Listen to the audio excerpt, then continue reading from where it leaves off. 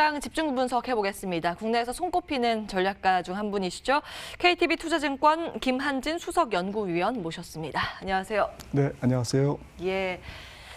참 오랜만에 뵙습니다. 반가운데 시장의 분위기가 그다지 반갑지는 않은 모습이에요. 요즘 뭐 미국 대선에 대한 불확실성도 있고 코로나19도 재확산된다고 하고 뭔가 강하게 쭉쭉 뻗어나가지는 못하는 그런 장세가 오늘도 연출이 되고 있는데요. 전반적으로는 어떻게 판단하고 계세요?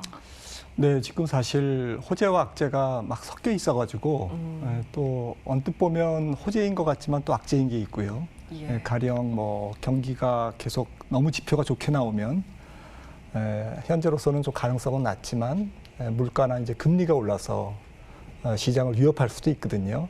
그래서 경기 지표의 호조가 반드시 또 호재는 아니고 또 코로나19가 악재라고는 하지만 사실은 뭐 코로나19가 계속 확진자 수가 전 세계적으로 늘면서 4월부터 최근까지는 주가가 올랐지 않습니까? 예. 코로나19가 전체적인 어떤 재정 그리고 통화 완화 정책을 이끌어냈으니까 적절한 아마 바이러스 확산은 그렇게 악재로만 볼 수는 또 없다.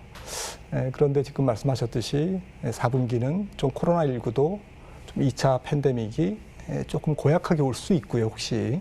그런 위험이 지금 유럽 쪽에서부터 먼저 신호가 나오고 있고, 경기 지표 자체는 뭐 한 중립적으로 보면 좋을 것 같습니다. 예. 당장 뭐 연말까지는 호재도 아니고 악재도 아니다.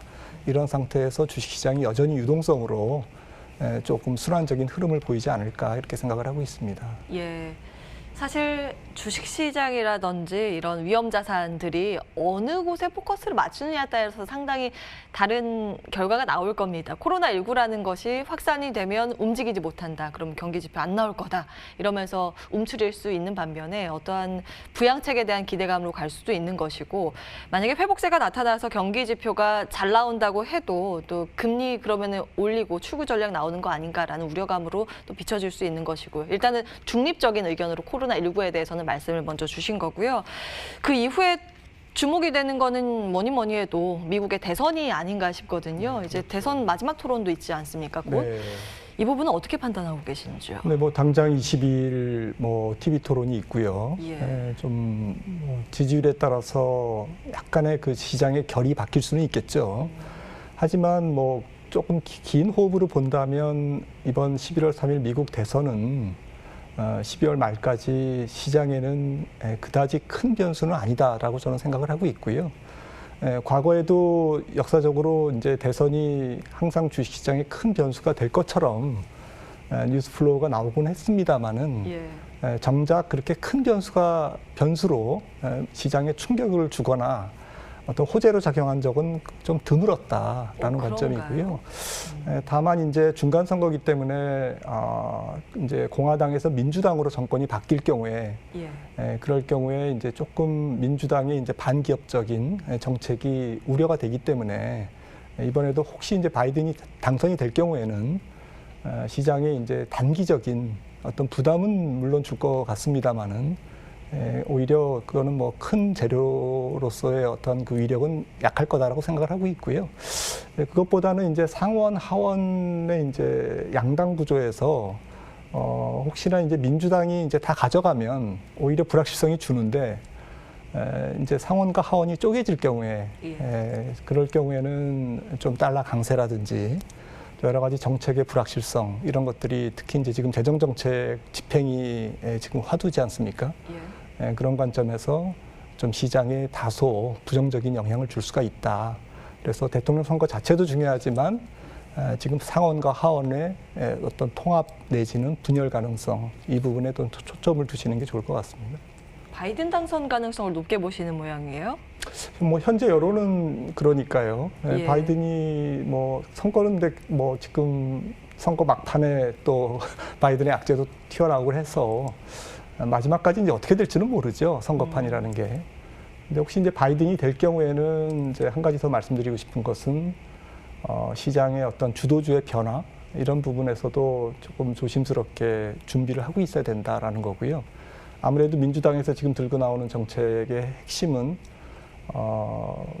여러 가지 그냥 신재생 에너지라든지 환경 문제라든지 이런 쪽과 관련해서 이미 월가에서 ETF라든지 주가의 어떤 그 상승이 상당히 최근에 조금 일어났습니다. 그런 쪽 업종에서. 예. 어느 정도는 월가에서 바이든에 베팅을 하고 있는 상태인데요. 그게 이제 선거 이후에 계속 주도주 내지는 그래도 시장의 어떤 중심 세력으로 이런 신재생 에너지라든지 환경 관련주가 끌고 갈지 이런 부분에 대한 어떤 그 트리거 역할을 11월 3일 대선이 이제 결정할 것 같습니다.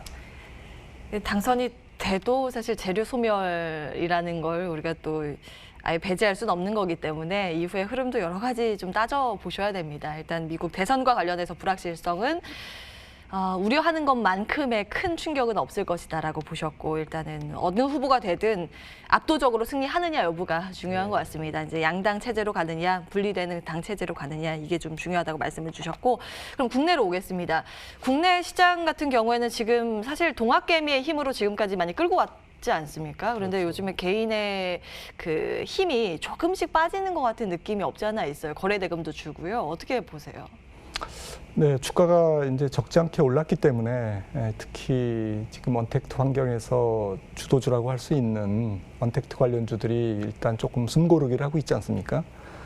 그런 상태에서 좀 들어와 있는 유동성, 여러 가지 어떤 재료들이 어우러져서 시장에 약간의 이제 순환매 양상을 보이고 있는데, 아무래도 지금 코스피가 안고 있는 가장 큰 부담은 해외 증시 쪽에서 뭔가 묵직한 어떤 여전히 그 좀 시원스러운 상승 탄력을 지금 보이지 못하고 있다는 것, 특히 기존의 주도주가 되었던 빵류의 메가테크 종목들이 일단 고점에서 10% 내지 15% 정도 조정을 보이고 있지 않습니까? 이런 상태에서 이제 기존 주도주의 어떠한 향방에 따라서 국내 증시도 전체적인 어떤 그 투자 심리의 변화가 좀 있을 수가 있고요. 그다음에 이제 아무래도 가장 중요한 것은 뭐 지금 누구나 그렇게 보고 있듯이 대주주 양도소득세 관련 정책의 변화 여부가 되겠죠. 아무래도 항상 계절적으로 11월에서 12월 사이에 코스피의 어떤 고질적인, 또 코스닥의 특히 이번 같은 경우에는 주가가 많이 오른 상태이기 때문에 상당히 수급적인 부담이 있을 수밖에 없고요. 사실은 대주주 3억 원 요건이 적용이 안 된다고 하더라도 대기 매물이 지금 많은 상황이거든요. 그렇습니다. 네. 어쨌든 10억에서 예. 3억으로 이번엔 낮춰진 상태이기 때문에 이게 이제 실행될 경우에는 시장의 뭐 일시적인 수급 교란 요인은 뭐 분명한 것 같고요.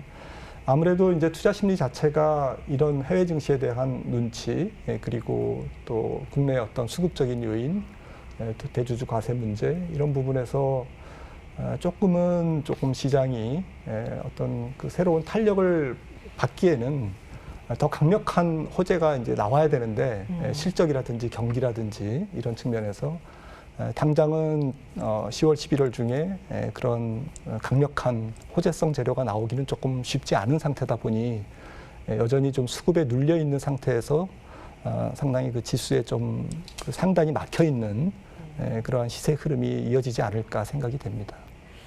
시장에 여러 가지 불확실성은 많은데 호재가 가뭄이다, 찾기가 어려운 장세다, 이렇게 말씀을 주셨습니다. 상단이 막혀 있다 그러면 저희가 이제 대응적인 측면에서 어떤 전망을 가지고 어떻게 대응 전략을 세워가면 좋을까요? 예, 아무래도 가장 뭔가 이렇게 힌트를 얻을 수 있는 초점을 둬야 되는데, 너무 재료가 많기 때문에 이게 뭐 다 하나부터 10가지를 다 관찰하려고 하면 오히려 더 헷갈리실 것 같고요. 저는 뭐 미국의 주도주, 그동안 메가테크 종목들이 어떤 흐름을 보일지, 그다음에 뭐 테슬라까지 포함해서 이러한 대형 메가테크 종목들이 기존에 누가 뭐래도 지난 수년간 주도주였기 때문에 이 주도주의 흐름이 앞으로 어떻게 될 건지 살짝 이제 바닥에서 조금 올라온 상태거든요. 그래서 2차 하락을 한다든지 내지는 오히려 반대로 여기서 계속 상승 기울기를 조금 끌고 간다든지 이런 거에 따라서 국내 증시가 실제로 영향을 많이 받을 것 같습니다. 그래서 힌트를 미국의 메가테크 주도주의 어떤 흐름에다가 초점을 두고, 만약에 해외 증시 쪽에서 특히 기존의 주도주가 좀 꺾일 경우에는 우리나라에서도 성장주 쪽에 대해서는 조금 더 비중을 줄이시라 이렇게 말씀을 드리고 싶고요. 예. 반대로 만약에 그 메가테크 종목들이 굉장히 시세가 좋은 탄력을 보인다면 조금은 우리나라 시장도 좀 숨쉴 여력이 조금 생길 수 있다라고 생각을 합니다. 예, 미국의 대형 기술주 많이 알고 계시는 빵주라든지 뭐 테슬라가 여기에 속할 것 같고요. 이런 것들이 반등을 지금 주고 있는데 추세적으로 살아날 것인가 이 여부에 따라서 국내 성장주도 같이 보자라는 관점이신데요. 혹시나 만약에 꺾인다 그랬을 때는 국내에서 어떤 섹터 위주로 바라보는 게 적합하겠습니까? 네, 앞서 말씀드렸듯이 좀 뭐 바이든이 혹시 이제 그 사이에 뭐 대통령에서 당선이 되거나 이러면 예. 좀 급속하게 이제 신재생 에너지라든지 이런 좀 그 스타일이 다른 쪽으로 물론 이제 지금 최근에 상승은 보였습니다만은 조금 더 힘을 받겠죠. 그런 쪽이 힘을 받는다는 얘기는 결국 기존 성장주보다는 조금 다른 류의 성장주, 조금 규모는 작지만 시가총액 비중은 작지만 또 다른 성장주 쪽으로 이제 매수세가 움직일 가능성 열어놔야 될 것 같고요.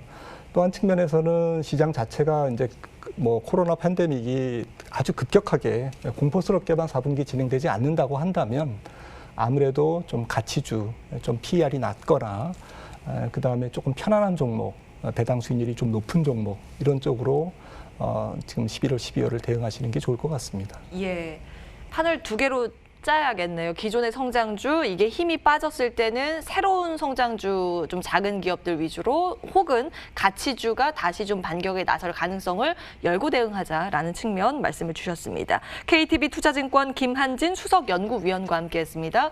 말씀 고맙습니다. 네, 감사합니다. 예, 출발마켓온 오늘 준비된 순서는 여기까지입니다. 시장은 엇박자를 좀 내고 있고요. 오늘은 코스피는 조금 힘을 내주는데 코스닥 지수가 탄력도가 둔화되고 있는 상황입니다. 최근 들어서 중소형주에 대한 부담이 있고요. 양도소득세와 이제 부담이 같이 하는 그런 측면이 있어서 종목별로 대응 전략 차분하게 세워가시기 바라겠습니다. 저희는 여기서 인사드릴게요. 오늘도 함께해 주신 여러분 고맙습니다.